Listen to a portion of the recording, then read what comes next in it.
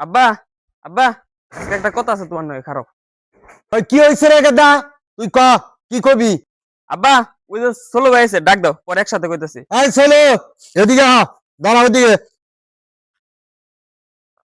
কি হয়েছে এলা ছেলের লগে? তুই ক এলা।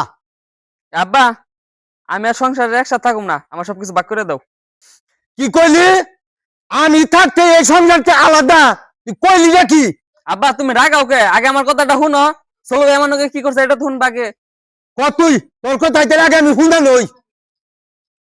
আমি এই যে দোকানপাট যাইতেছি, ষোলো ভাই আর ষোলো ভাইয়ের বন্ধু কলা রুটি খাইতেছে, আমার দিকে টকত করে হামড়িয়া লাইলো। তুমি তো কও ওয়ান একসাথে সংসার করুম কেমনে? তুমি তো কও হ্যাঁ আমার আপন বড় ভাই আমার না কেমনে এই কামটা করলো। কিরে চলো, যা কইলে সত্য।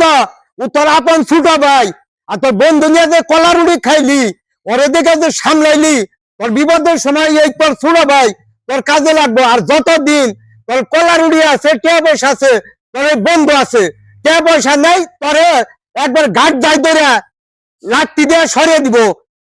তুই চিনস আমার ব্যাক কল খুব দরকার।